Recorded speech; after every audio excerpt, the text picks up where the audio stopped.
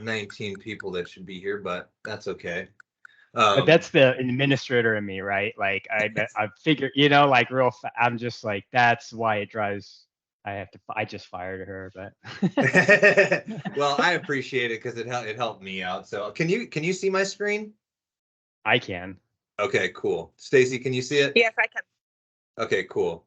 Then I'm just gonna kind of Yep, we're get to good. it. I don't want to take up a ton of your guys' time, but I appreciate you joining me. I know your time is valuable, and I hope this is as valuable as your time is. So I am gonna kind of race through this for just the sake of time, but I will send out the deck, so don't worry about writing anything down from the slides. And you could always reach out if you've got questions, and I'll hang on after too if you guys have time for questions. But who am I?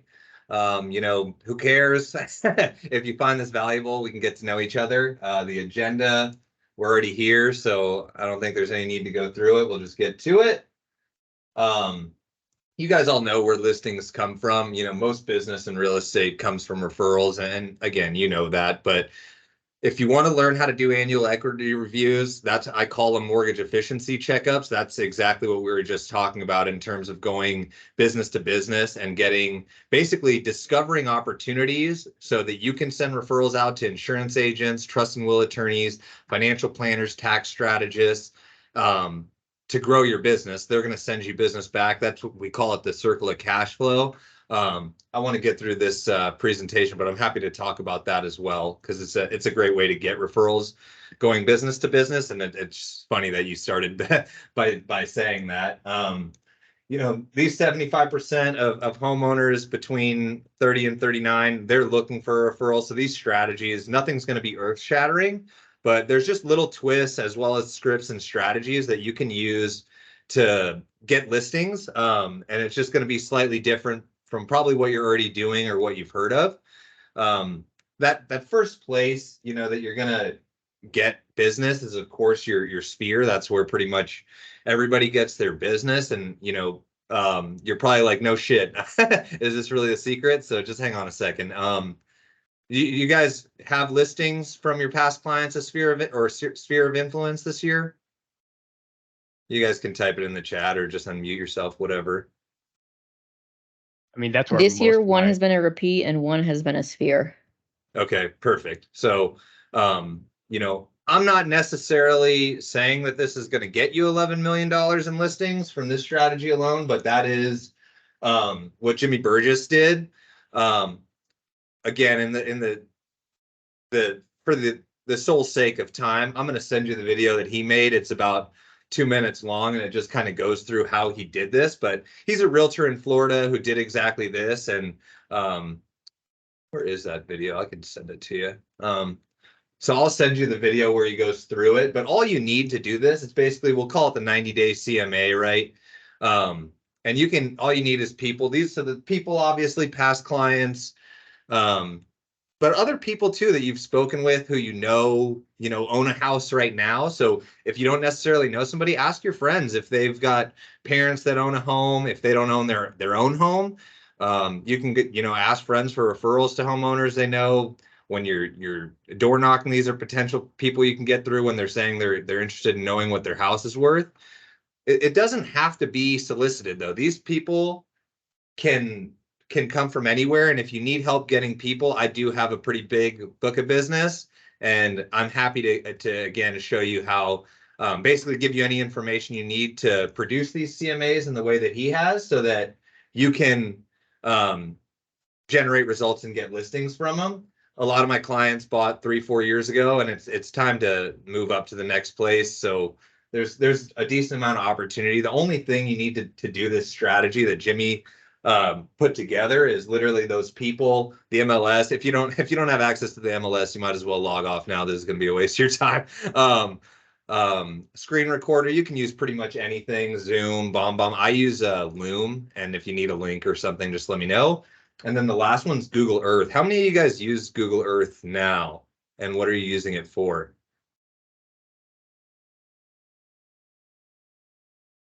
Okay, cool. So probably not a lot.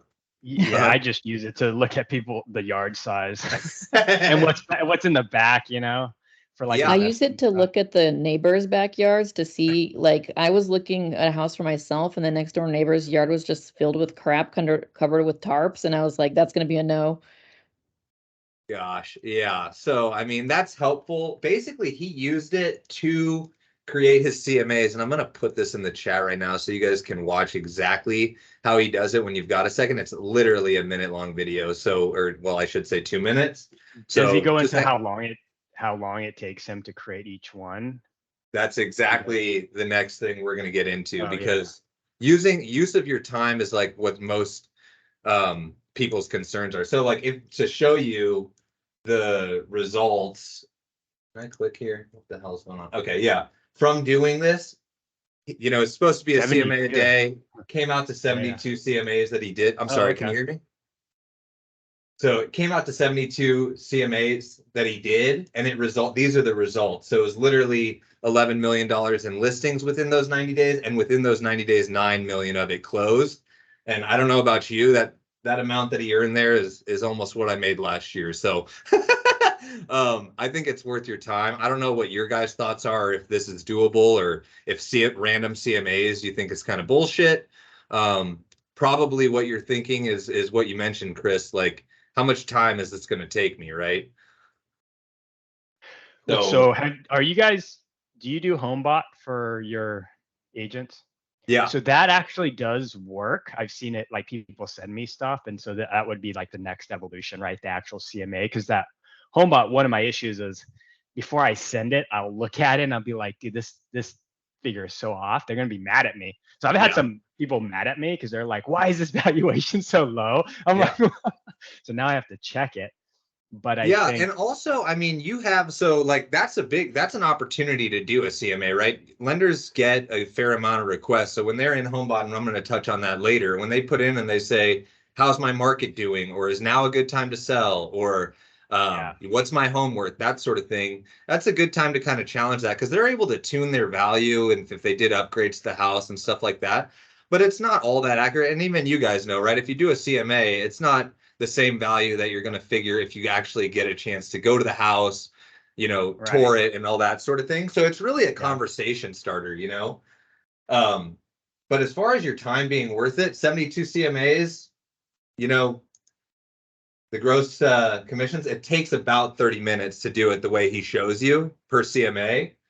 But, you know, multiplying that out by the 72 CMAs, his hourly rate is $6,300. So 30 minutes per CMA, to me, well worth it, you know. And again, I'm not saying that you're going to get $11 million in listings from this, but the strategy in itself does work. And if you've got issues with getting people to send these CMAs to, I can help you with getting probably at least half of the 90 people you need to do it. Especially based on my inability to send an invitation and there only being 3 people on here, I could probably give you all 90. You know, basically, I don't know kind of what your thoughts are about this. To me, you know, if your hourly rate's higher than that, feel free to put a $sign in the chat. But, you know, that video, like I said, super brief, 2 minutes. He's going to show you how he uses Google Earth to basically put this little CMA together in that 30 minutes. So just save that from the chat in your thing. And if you need it later, again, I can always send this stuff to you. It's no big deal. I was getting a glass of water right at the very beginning of that. You said it's unsolicited. Is it to his sphere, or is it to just like random neighborhood people? Yeah. So most of the people that he sent it to is from his sphere or past clients, and that's probably has to do with why his conversion is so high. But again, like the people that I would, if you needed a list of people to have that many people to send CMAs out to, all my past clients I stay in touch with, I call them usually about 4 times a year and send them a birthday video. So if you call them and say, hey, Brandon said, you know, to put together the CMA, I know your Homebot says it's worth this. I've got my opinion on that. What's yours? Then I'm pretty sure it's going to be more of a warm conversation as opposed to just calling, you know, basically pulling a list from a title rep or something like that and then sending out random ones, you know. Okay. And then, again, expireds and withdrawals, obviously this is probably something you're already doing. Chris, we're mentioning it earlier. And what a lot of people are kind of thinking is, well, in today's market, what's really expiring, right?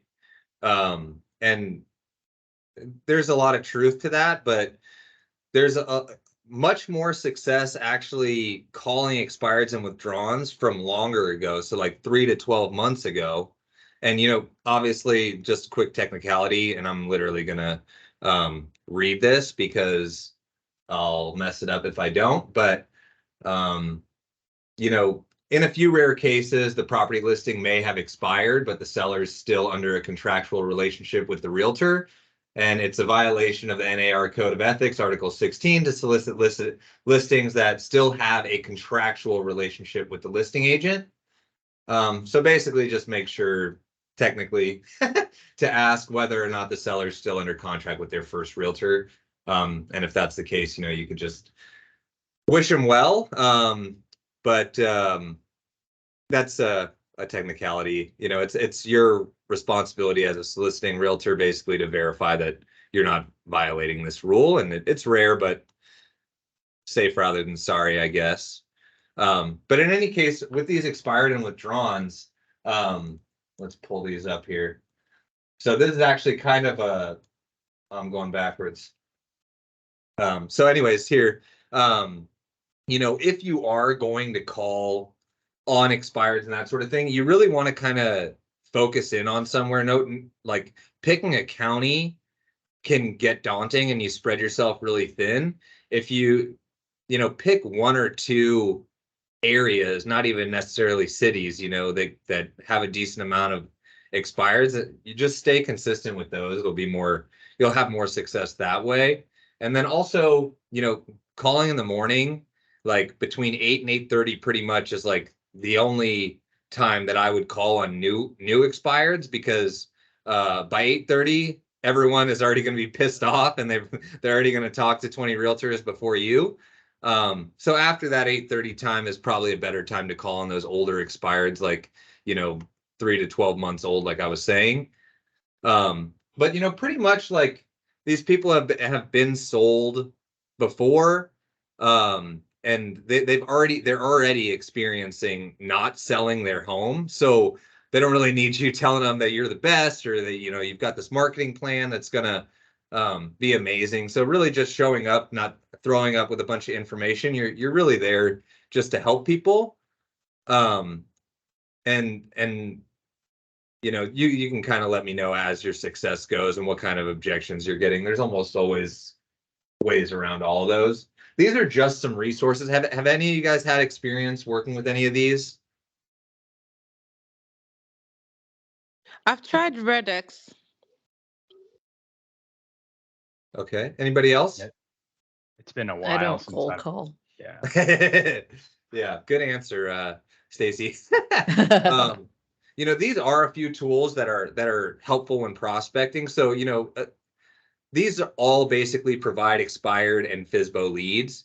So there are also enhanced services, like, so if you wanted to use it for your CRM or as an auto dialer for emailing and, all different things, video marketing, all whatever it is that you want to use it, you can. And there's of course a price associated with these. I'm not sure what your experience was with Redex, but there are quite a few things that you can do with it. And dollar for dollar, I think it pretty much offers the best out of the three, but at a base level, they all basically offer that the expired and FSBO leads. So what you see here is like basically that Redex, what the dashboard looks like, and these are all going to be expireds and FSBOs, but they're geo leads, and so I'll mention that in a second, kind of what that is. But all these phone numbers that you see on here when you're using Redex are going to be scrubbed already against homes that have been relisted, as well as if they're on a do not call list. So basically, if you see a number, you can call them. FSBOs, like we mentioned, that's of course another source of potential listings, but you can get access to this through things like Redex and Vulcan 7, but you could also get a lot of this information from title professionals. And if you need to be connected with one of them that can, I've got a few that I trust and I'm happy to put you in touch with. But the dialer and scrub list, I think, is really going to save you a ton of time. FSBOs have really kind of declined actually over time, and it's less than 10% of home sales anyways. So definitely a smaller percentage now, but almost 70% of people that do list their property do it with an agent after about 4 weeks on the market as a FSBO. So, timing when you want to call these people, if they just put it on the market, you might want to give it a little bit of time because they decided to sell it as a FSBO for a reason. Most of the time, it's because they don't want to pay you. And obviously, you guys know the value you provide as a listing agent is going to be a higher net amount despite paying you, right? But that's a little harder to get across to somebody who's just kind of trying to go the cheap route. Or if they've already got a relative, a friend, or a neighbor that's going to buy the house, they don't think they need a realtor because they've already got a buyer. So FSBOs are, I still think, a good opportunity. And really identifying what the most difficult tasks are for FSBOs is where you're going to be able to show value. So, instead of calling, everybody's pretty much got the same script that they use. It's easier to call them and say or speak specifically to these challenges that people are having in terms of preparing the home for the sale, understanding the paperwork, and pricing the home correctly. So, I'm going to give you a couple scripts here that you might not have necessarily tried when you're calling FSBOs. And Chris, if you're going to start, this might be some scripts that help you. So, hi, this is Brandon with Keller Williams, let's call it. You may not know me, but I've sold quite a few homes in your area and noticed you're looking to sell. Is it still available? Right? That's an easy question to answer. And some of this stuff I kind of stole from Exactly What to Say. Have you guys heard of that with Phil Jones? I don't know. He's got that. It's a book that he wrote, and basically there's like magic phrases to use. So like, having an easy to answer question is like part of like these phrases that he uses. Same with this. I'm not sure this is for you. But basically, would you be open to helpful tips on how to prep your home for sale and understand the paperwork process? So you're specifically speaking to those pain points that these people have, even if they don't necessarily want to admit it. And you're not asking them to list their home with you. You're saying, can I help you with these few things? And then you can get into your selling points and why they're going to be better off by selling it to you. Really good follow-up question for this. I'm in your area all the time. When's a good time for me to swing by to preview your home? And again, that's really a reason that you would want to do that is speaking to them about, Zestimates, CMA values that are done when you're not able to get your actual eyes on a property. It might not be accurate, and so you might not be able to help them with pricing the home correctly until you've toured it. So just starting off by, first off, like blatant honesty. You might not know me, right? But I saw you were listing your property in the area. And then also, I'm not sure this is for you, is like very disarming to people. So that's part of the Phil Jones Exactly What to Say bit. And then if you do need help with decluttering stuff, you can take down Blake's cell phone number. He has this program specifically for decluttering homes. So if you've got somebody who's like a hoarder or just has like way too much shit because they've lived in their house for 10 years, it's a really like affordable way to do it. And the client can pay for it. It's not like you have to pay for the service, and he's just a really good dude in general. So yeah, feel free to take his number down. He can help with that decluttering side of things if prepping the home is an issue that people are having. Is that Orange County specific, or does he do outside? He does pretty much all of California, and they do stretch even outside the state of California as well. But his territory is specifically California. Okay. Yeah, and if he has some pretty good connections. So if it's outside of his network, he probably has somebody who can offer a similar service for you. Okay. That was got good reviews. Yeah, he's a good dude. And his like social media is like really fire too. Like it's just like videos of them actually doing it. So it's not like somebody saying, hey, we're gonna wrap your furniture this way. They can see like how they take care of it, Yeah, Um, got it. And then this is just like other scripts, that you can take down. And I'll send you these, again when I'm done here. But basically, Brandon with Keller Williams. Not sure if I know I'm not the first agent to call you. This is like blatant honesty. They're going to be sick of talking to people, so just having a different approach is going to help out a lot. How open-minded would you be? Like nobody wants to say they're closed-minded. So that's another like magic phrase. How open-minded are you to collaborating with a real estate agent to bring you buyers? So maybe you're coming in as a buying agent, not necessarily to list their home, but that would eventually be the goal, of course. And then again, going back to that follow-up question, when's a good time for me to swing by just to preview the home and get a good idea of what a fair listing price would be. Let me go back to this real quick. But yeah, I mean, these scripts are super simple, and I think that they get overcomplicated a lot of times, so it might seem simple or silly that it's so straightforward, but that's kind of what works, both for me in my business and also that I've had realtors have success in theirs.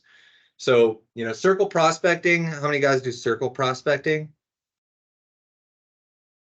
I was supposed to do it last year, but I didn't. Okay. I do circle like mailers, like just listed, pending, sold.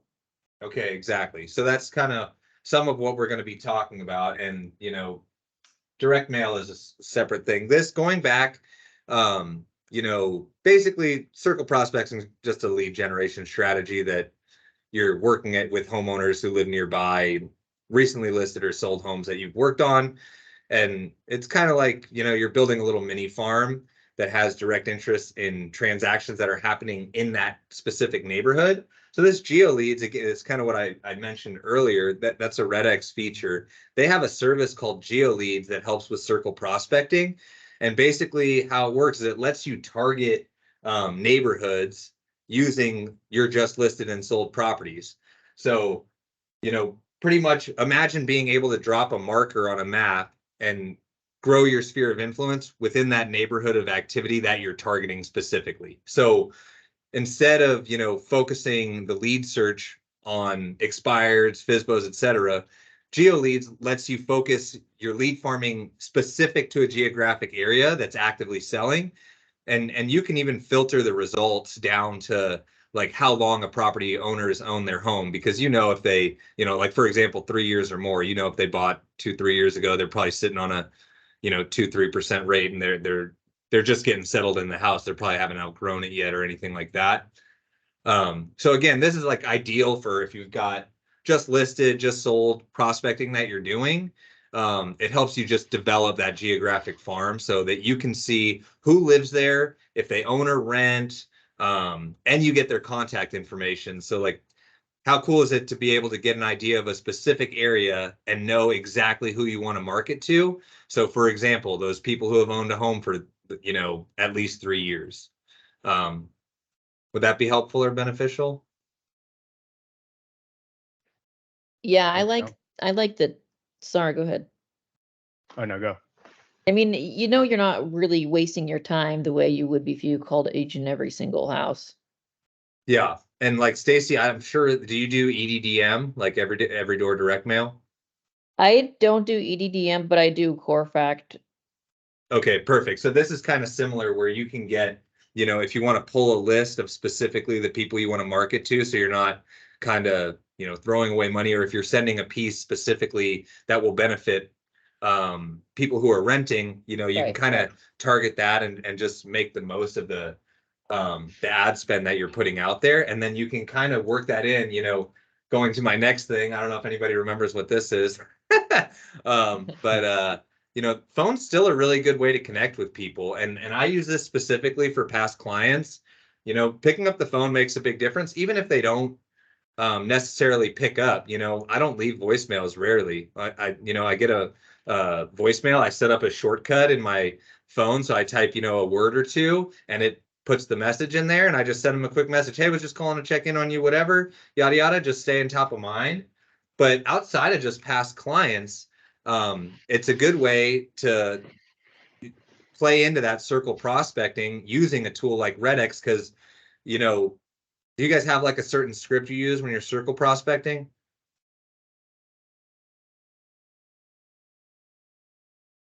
No. This is just one that's like pretty good. Hey, it's Brandon. I'm a local real estate agent calling about a property I listed in your neighborhood, right? Pretty harmless. I'm working hard to get that property sold for my client. So what you're doing here is basically saying, if you needed help listing your property, I'd be working hard for you too, and doing these same calls. And then you're asking, are you aware of anyone who might be interested in moving into the area? So, you're targeting listings, but you might get a buyer out of it. And then, obvious question at the end, if they know of anyone who's looking to buy or sell in the next 30 days, easy stuff. And then, last ask of them, well, what about you? Have you considered buying or selling this year? At that point, you've kind of gone through this more casual conversation where you're not asking them for anything. So they're more comfortable with you and more likely to give you something. And I wouldn't even necessarily, make it a closed-ended question. You could ask them like, hey, what, is your family still the same size as when you bought your house? Like, how's the place working out for you now? If the areas have HOAs, some people are sick of HOAs, want to get out of there. You might pick up a listing because of that. Just, keeping in mind, again, super simple scripts where you're not really asking for much. But also, how's about this for something where you're not asking for anything? Hey, it's Brandon. I'm a local realtor out here. We're just doing a quick survey. I would say 1 question survey for people. And then the question is, do you have any plans of selling in the next year, 12 months, year, whatever, right? So from there, if they say yes, okay, well, just out of curiosity, that's another magic phrase, hey, just out of curiosity, what would make you think about selling in the next 12 months? And now you've got somebody to follow up with. And later I'm going to introduce Homebot, like you mentioned, Chris. You can get them on things that they can monitor the equity of their home so they can take advantage as a homeowner, right? But again, just super simple scripts that, like, if you're going to make the calls anyways, make them as easy as possible and make it as easy on the person you're calling too to give you answers. Anybody heard of this slide broadcast? I've done it before. Okay. What about you, Chris? I mean, people use it on me. And I know when it's coming in. Yeah, I mean, it's pretty obvious when it happens, right? You get like 1 ring and it goes and it's to voicemail. It's kind of odd. There's a few things that you can use with slide broadcast. Like for me, if I'm recording a message, I'm going to cough in there, like make it seem like, I just left this message, or like stutter on a word or whatever. Like I'm not going to make it the most perfect voice recording ever to leave a voicemail because it seems ingenuous, but slide broadcast, Stacy, what kind of results did you have from using it? None. Like I had some people like text me back, like I don't live there anymore, or stuff like that. So I did it a few years ago. I think people are catching on these days. Yeah. And what was the kind of the message that you were leaving for people? Do you remember? It was a circle prospect listing. Like I listed a unit in your building, letting you know, like come to the open house this weekend. Okay, cool. So this is Christina Griffin. She's a realtor. She's done like, gosh, I want to say she sold like 400 houses last year. Yeah, 440 deals last year, which I would consider pretty damn successful. Especially if I was a realtor and not doing home loans. But basically using slide broadcast, she did exactly what you did, Stacy. Sent out these ringless voicemails. She did it a little differently, and I'm not sure how large of a group you sent it to. She sent out 1,200 voicemails to a 2-mile radius related to a new listing. So really tight, area. And believe it or not, she got 175 calls back in the first hour, right? So what the hell did she say? This is pretty much the script she used. This is Christina Griffin with the Griffin Group at Coldwell Banker. We just listed a home in your community. Name the community. If you know anyone looking to move, give us a call. As simple as could possibly be. And, for her to get almost, it's kind of boring, right? You could probably, you think you could do better? Like, I bet you can. But from those almost 200 calls that she got, Christina and her team got 2 new listings out of it and 4 closed buyer deals. So to me, that's a terrible conversion rate, 6 out of 200. But And those are 200 that called back, not the 1,200 people she reached out to initially, right? So pretty low conversion, but I'm not mad at 6 deals from, one voicemail recording that she sent out to everybody at once. And to your point, Stacy, slide broadcast can work great, but it's not gonna work for everybody that you reach out to. Like some people consider it spammy, or just isn't gonna respond to a voicemail from a stranger. So you kind of have to blend this in with other stuff that you're doing. So if you're sending mailers out, Stacy, to those people, which we have to talk about that, because I think we were talking about co-marketing on that, but if you're going to send that stuff out too, it kind of works better the more familiar you are with them. So if you're sending out postcards, sending texts, you have targeted social media ads, if you do door knocking, all that sort of thing is going to improve the result of slide broadcast, because it's going to make it more and more genuine. But how's everybody tracking so far? Is this making sense? Is this helpful at all? Yeah, it's good. Okay, cool. So here's the 2 new listings and the 4 buyer closings. Great. Furbos, anybody heard of Furbos? It's kind of weird. It sounds like I had a Furby growing up, so that's what it reminds me of. But this is just another RedX feature. So Furbo is obviously for rent by owner. And basically what this is going to do is find non-owner occupied vacant properties. So basically absentee owners, and pretty much what it's going to do is filter out leads that are managed by property management firms, and as well as go through the do not call list to scrub that as well. So you're not going to be calling a property owner that turns out to be a property management company. They're obviously not going to talk to you. Half of them are realtors as well. But investors with vacant properties do actually want to talk with you, and maybe not necessarily about that property. Maybe they're thinking about selling or buying another investment property. People get tired of managing property as well. Like one of the main, when I talk with people, a lot of times the sellers of properties like this, the reason they don't want to sell is because if they do, they're going to have to 1031 into another property. They don't want to deal with managing property anymore. They don't want to deal with capital gains. A lot of the things that I'm sure you guys hear from, potential sellers now. And I can actually put you in touch. I have a great connection the company's called Perch Wealth, and basically they specialize in 1031 exchanges. So people like that who are sick of managing property can actually 1031 into another type of investment, like self-storage facilities and things like that still have passive income but are less involved, so that they can avoid capital gains. They don't have to deal with today's interest rates, and if they don't want to buy another investment property because it's too much work, that's a way around that. And in introducing Gabe from Perch Wealth, he can basically sell them on 1031ing into something else, and in doing so gets you that listing, right? So if you wanted me to connect you with him, just so that you've got a resource to bring in on calls with, or to introduce as an idea to people who are might be against selling for certain reasons, I'm happy to put you in touch with him too. But these leads that are for rent by owners generally haven't talked to a bunch of other agents. Like it's not like the FSBOs and expireds that are people are pounding the phone on. So by the time you talk to those kind of guys, that when you talk to these people, they're more open to talking.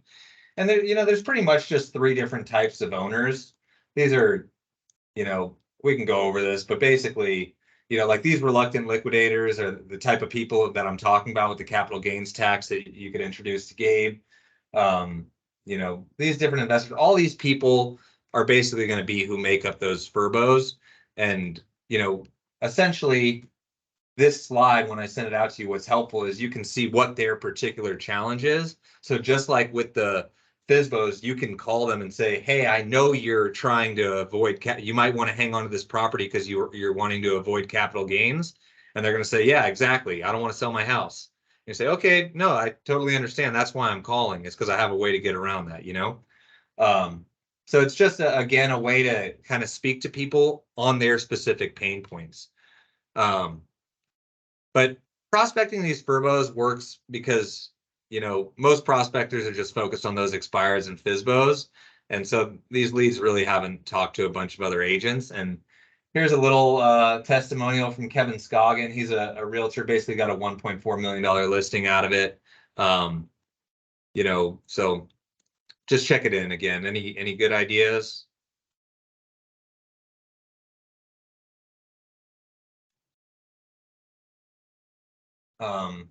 I'll just keep kind of rolling on here. The social media aspect, this is something you guys are probably all playing in this game now, right? Social media has become a big deal.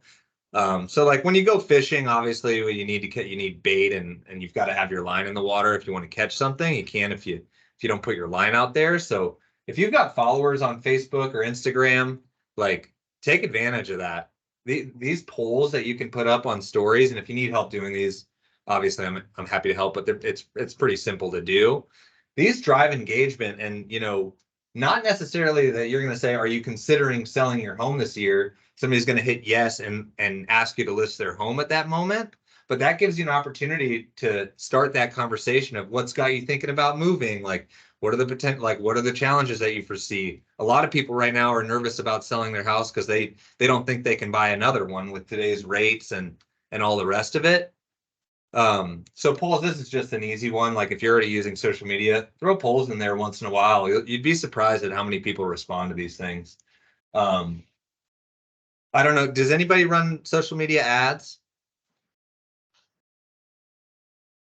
No? I don't know. I ran a Yeah, I Facebook don't ad for either. my Mhm. listing, and I don't know, it got a lot of views, but it didn't really get any engagement. Yeah. Yeah. And that's a problem that a lot of people face, right? Like we're throwing money at stuff that we don't really fully understand. If we're, you know, especially like one thing that's been an issue recently is like, how can I run a neighborhood ad in the first place? Like Facebook killed that. And there is a lot of truth to that as well. But if you have other content that you're putting out there, like top neighborhoods, you know, Spiewak's a good example of this, you know, best pizza in X neighborhood, whatever, you can then retarget the audience from those pieces of content and market directly to them. So what you see here, like the way they did this specifically, you know, this makes it real for somebody who could potentially list their home, you know.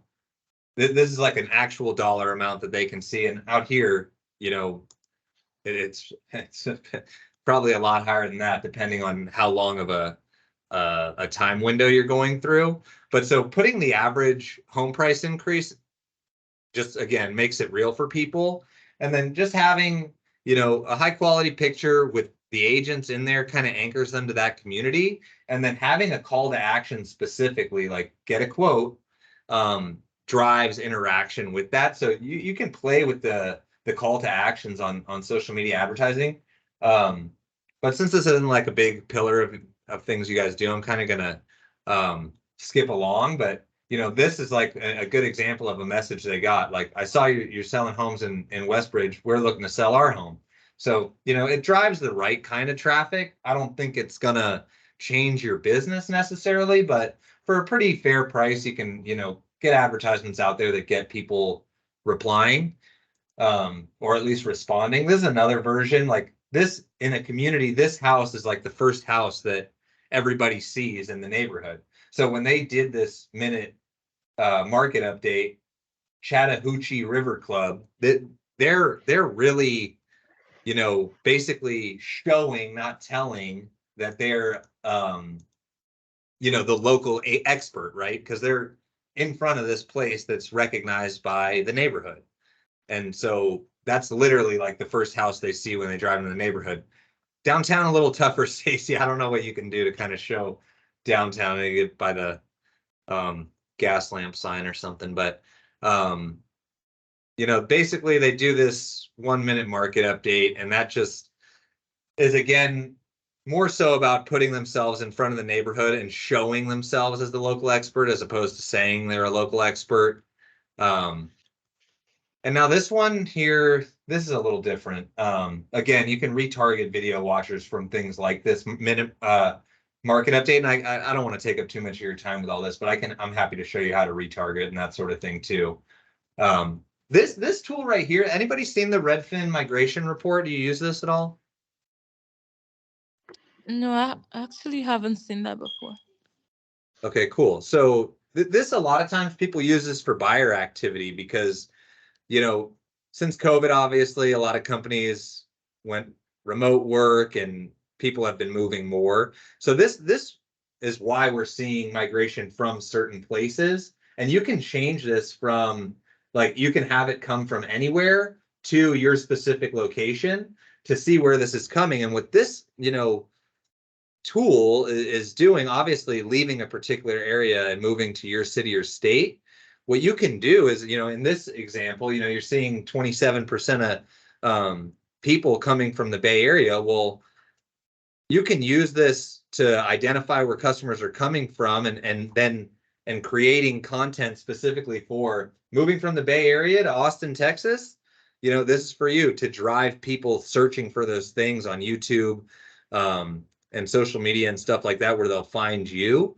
But you can also use this to entice sellers to list with you, because if you've got, like, just using this as an example, I don't know why I didn't do something in my neighborhood. I think I just left it what it was, but pretty much, like, you can tell somebody that you're listing a home for in Austin, Texas, that, hey, I'm going to market to the Bay Area specifically. I have a marketing strategy to reach incoming buyers, and then you can market to those specific areas and target those audiences specifically with their property once you've listed it. So it's kind of a listing strategy that you can show. A lot of people haven't seen this, so and a lot of listing agents aren't showing it. So it's something that you could say to basically show that you understand the market, where people are coming from, and where you can market to, since they're coming from that place.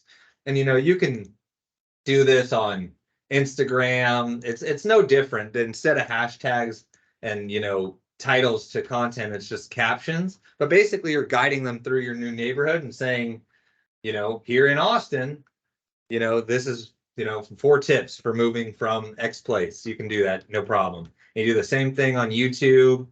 And just being the guide is what's going to make you that local expert where people reach out to you. You guys probably like email. I don't know about you guys. Email is not the most effective way to market to people, I don't think. People look at their texts way more than that. But with that being said, you can still make really good use of email marketing. And pretty much, this is just another way to drive listings from past clients, as well as like your lead database. Because the problem that I think the reason most email sucks is because they all look the same. They're templated, they're HTML, like it looks like it came from a company, not like you sent them an email. So the key to making email work is just making it, first off, relevant, and most importantly, personal, right? So a lot of people just put clients, whether it's somebody who might be interested in selling or a potential buyer, and they just set it and forget it on a CRM.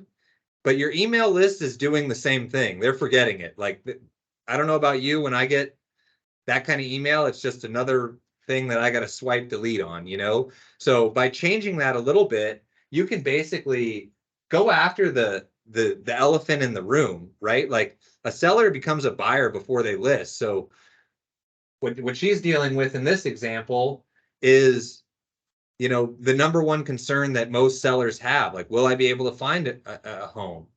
Right now, it's probably more about the cost of their new home. And I'm happy to show you also, there's another tool for people thinking about listing that and don't know about buying their next house. I can show you how to determine the blended rate on all of their debt, because Americans have just built up a ton of debt, and they're paying 19-20% on credit cards. They've got student loans that are out of control, auto loans. Like, the average car loan is almost at $1,000 a month right now.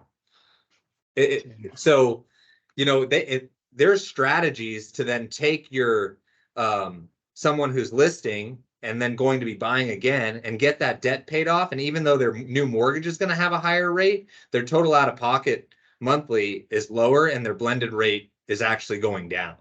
So I'm happy to kind of go over that in detail. But essentially, what you want to do with these email marketing is just keep it super simple, right? Like, this, she included a video, but rates are low, buyers are eager, yada, yada.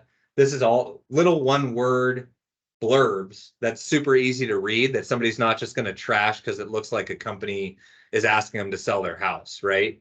But in any case, she sent this bomb video and just said, do you need to buy or sell at the same time in the subject line?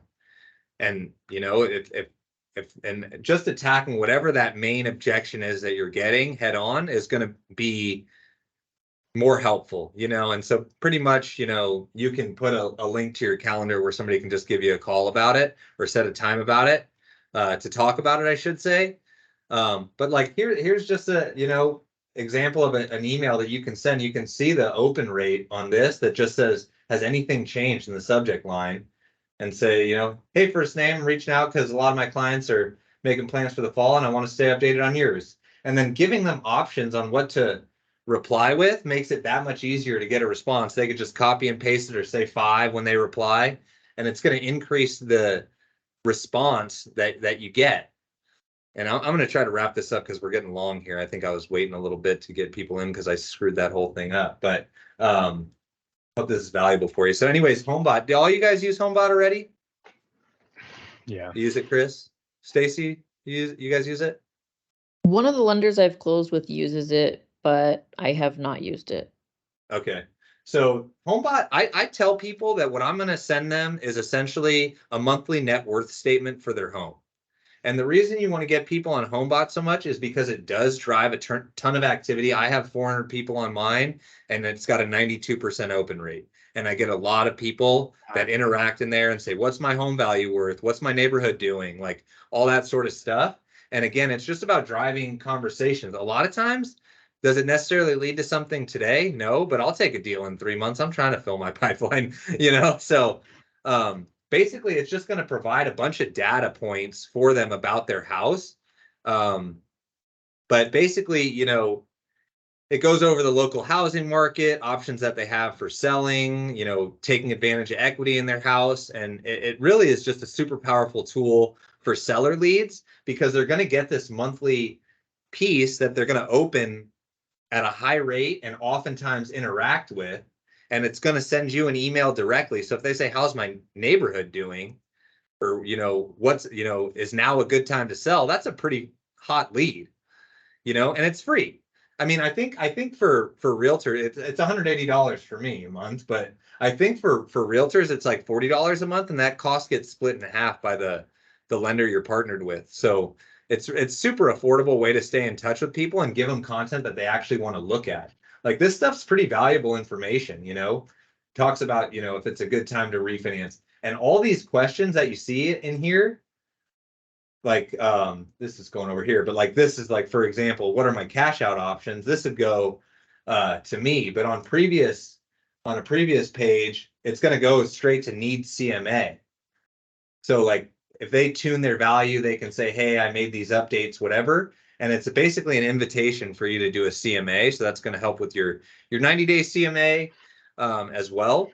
So I would recommend using it. And you can actually add videos and stuff like that too. Plus you can put it in your site. Like this is my website. I just plug it in there at like one of the first things that people see. Because I want everybody to see what their home's worth. I don't care if it's accurate or not. Now I've got them in my system and they can dispute the value in there if they don't like what they see. And then I can send that to an agent that can provide them with a CMA and start that conversation. So I think it's worth having and using, this sort of thing, tune value. How is this calculated? A lot of these, this is a bad example, but there's a lot of questions in here that drive directly to you as a realtor. When there are questions like how's my neighborhood doing, all this sort of stuff, and it's just going to get more conversations. Direct mail is I think the last thing I wanted to touch on. Do you guys want to talk about this? A lot of people don't do direct mail, but it sounds like you do, Stacy. Yeah, I do it. Okay, cool. So this is just a case study that I pulled from this woman. She is a top realtor, and basically a heavy emphasis of what she does is direct mail, email, and social media. And then she integrates calling in there to the database as well. But, these are the kind of postcards that they send out that, to me, I think this is a mess. Like, this is way too much information. it's kind of distracting, but she's doing a ton of business through direct mail. And pretty much this is just, you know, quote unquote, showcasing knowledge of the local market, right? And I think that the main thing is just having a call to action and getting people here. But again, like I think you could probably do better than this.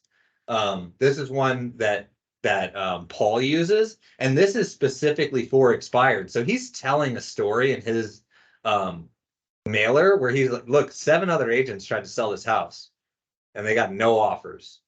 They had it on the market for 3 years. He had 2 offers in 20 days. So this is kind of like a, you know, again, you're going to pull information to make sure that you're marketing specifically to expireds on this. So you're not, you know, spending a ton of money sending this out to people who aren't even going to, you know, list their home with an agent, or that their home isn't expired and that sort of thing. But something I think that's more simple like this, that shows a really good, you know, testimonial of them and tells the story of what they did to get this house sold, is going to drive more and more communications back. Because I don't know about you, Stacy, what you see, but it's a pretty low a conversion rate, if you will, just in terms of who you're mailing it out to and how many of those people then reach out to you as a result. So I think you've really got to kind of pair it with something like this where you're selling. And you know, I don't know, do you guys, you know, it sounds like you're making a move, Chris, to kind of focus more on listings. But if you have buyers, not necessarily you, but somebody in your office, or, you know, other realtors, you know, that have buyers in the neighborhood, this is an easy way to market to people. And you can physically write these out. I know some people do that and have success with it because it's personal. But when you're telling them, you know, basically your client's story and saying, look, they're pre-qualified, they're ready to buy the house, you don't have to fix it up, you don't have to stage the place, none of that. Then now you're kind of combining both mailers that you're putting out there to sellers, and also telling them and showing them, look, I actually have a buyer for your house now, to see if that gets somebody to just give you a call to, you know, basically see if it would be the right fit for your client. It's a lot different than asking, hey, can I list your house, you know? And I know a lot of people that have success with all different kinds of versions of these. I think, you know, a lot of people call it like the yellow pad, whatever, like they'll write it on a yellow pad sheet. Oh yeah. And that sort of stuff. So again, a lot of this kind of ties in, you know, just necessarily doing one thing might not get you all the results you want, but kind of peppering in things together is kind of what makes it work. And you can use this again with circle prospecting and all this sort of thing. I'm not going to bore you with reading the whole thing, and I'm going to send this to you. One other thing I wanted to touch on, if you guys don't mind, is open houses. So I know, Stacy, you hold open houses. You guys, I don't know, do you guys hold a lot of open houses? Zero. I haven't done one in years. I got 4 kids, and Oh yeah. Yeah, most of them play club soccer. I don't have time anymore. So that's why the whole listing thing. I got 2 agents that are like animals with it. So Yeah. if I just focus on listings, they'll hold all the open houses, and the conversion, it's amazing. I would do it if I could. I literally cannot do them. So, but if I could, I would. It'd be, yeah, a lot of business there. Yeah, I've actually done an open house, and yes, it's very, very resourceful to bring in buyers, because sometimes with the open house it creates the bidding war, because then this person thinks that, you know, seeing a lot of people. I had one that there were over 30 people came, and the price really went up. So it was like a Yeah. competition. Yeah. And when you're hosting open houses, and Stacy, you can chime in too, what are kind of some of the questions that you're asking to people? I'm horrible at converting open houses, so I will listen to what these folks say. Okay. So my first one that I used to do them, and I did well. I always want to figure out where they're, you know, whether they're neighbor or, you know, what brought them in. Yeah. So I forgot the exact script that I used to use, but I want to know, because then I could tag them to figure out how to follow up later, because a lot of these people are neighbors and they're gonna sell, or they're real buyers, and then you got to sift through that as well. because I mean, they're literally there, but just someone hasn't captured them to get them into a home. So a lot of it is like the service you provide for them immediately after, within the first month. And if you're giving them net sheets of, hey, if you do buy a home, this is what it would look like, because a lot of people aren't doing their jobs. Obviously, you Brandon, would do your job to show closing costs and all that stuff. But there's so much information you can provide them, and then even sit down with them to show them in real time, like, hey, what do you like? And if you do that through a Zoom or whatnot, no one's ever done that with them. So like, these are things I wish I could do, but like I said, I'm a little limited on time, like literally. So that would be amazing, because you could literally get them into escrow probably within 3 months if you do that. Yeah. Yeah. And I mean, so like a lot of the questions, like I hear people say all the time, that's a great one, Chris. Like, where'd they come from? This kind of thing. I like to make it as open as possible. So like, how'd you hear about the open house? Most people are going to say, if they're a neighbor, they're going to say, I saw the sign. I live down the street, like that sort of thing. But just knowing off the bat, if they own a home in the neighborhood, is the quickest way to identify, is this person maybe going to sell their house? Like, is this a potential seller? And there's other questions too. I don't know about in real estate, but in mortgage, we have a phrase that buyers are liars, right? So if somebody walks in an open house and I say, hey, do you have a realtor? Like, they don't want to be bothered by me, so they're gonna say yes. But if I say, who's the realtor you're working with? It's harder for them to come up with, a random name that they're going to make up. Like, if they don't have an agent, they're going to tell you, oh, I don't have an agent. Yeah. Who are you pre-approved with? Instead of asking, are you every single person you ask that walks into your open house, if you ask if they're pre-approved, they are. And half of them aren't, like, that's just they know that, they're going to be pitched something if they say they're not represented.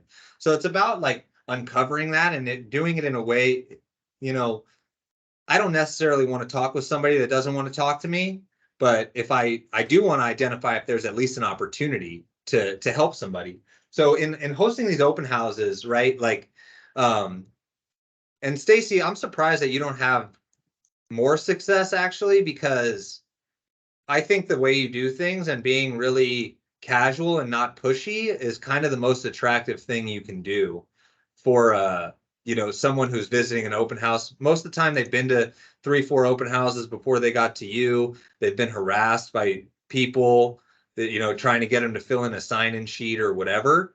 Yeah.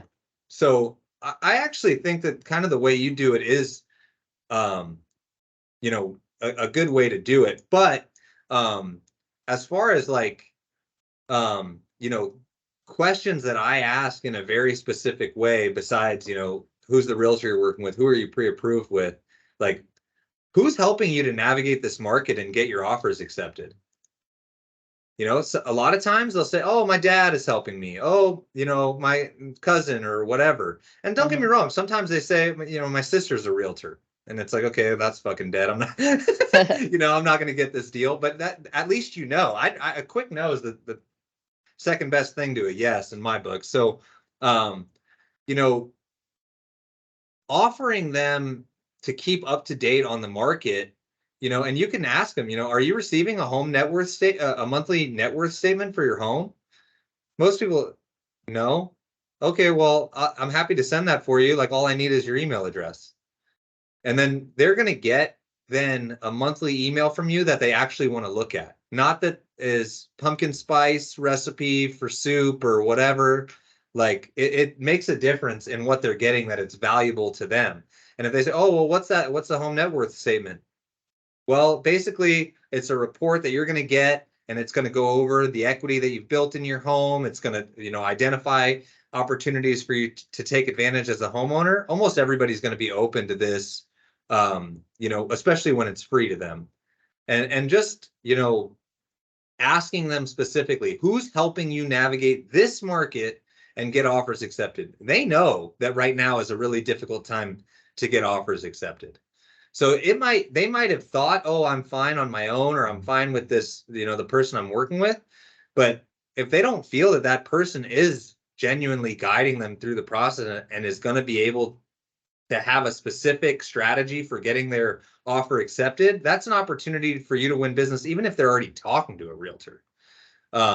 So I think just being really careful about how you word the questions so that it's not yes or no questions, because they're really easy. The last question that I always ask people when they're done, I kind of do your deal, Stacy. Like, hey, welcome to the house. If I want to tell them a little bit as far as square footage, bed and bath, whatever, enjoy the home, check it out, and see how it goes. Right? I'm here if you have any questions. Then let them do their thing. Before they leave, the question I always want to ask them is, how does this home compare to what you're looking for? Because they're going to specifically tell you what they're looking for. So even if you might not have something in mind necessarily, just jot it down real quick and say, hey, I'd love to, make sure that you're getting all of the listings or all the properties that fit that description, because sometimes there's off-market properties or pocket listings, that sort of thing. I'd love to make sure you're getting those. They've got a reason to give you their information because you're going to provide them exactly what they want. And, there's nothing wrong with having them to your open house, them saying, I hate this place. It's got nothing here is what I was looking for. No problem. How did it compare? And now they're going to tell you what they cared about, what they were looking for. Yeah. But that's pretty much it. I don't know, like if you've got one big idea that you want to put in the chat of things, but also please put anything that you think could have been done better. Obviously, maybe including the link to the to the thing would be helpful, but I'm always looking to improve. And then obviously, if you want to grab drinks or chat about your business and go over whatever that one big idea is, or whatever of these things you might want to implement, don't go try to do all these things. Like it's just like you're gonna get to the point where you're like, I don't want to do any of them. It's too much and it's pointless. Start with one or two things, But if you're interested in establishing a real partnership, not really like a vendor arrangement, you could always text me. This is all my info. You can shoot me an email. But other than that, I'm going to let you get back to your guys' day. I appreciate the time, and I hope this was valuable for you. Thanks for joining. Thank you, Brandon. Thank you so much, Brandon. Of course. Yeah. Thanks so much. Okay. And if there's anything I could help with, just say the word. All right. Thanks. Have a good one. All right. We'll talk soon. Okay. Talk soon. Bye. Right, have a good bye. one. All right. See ya. Well, Brandon, yeah, appreciate it, man. I think a lot of that. Let's see.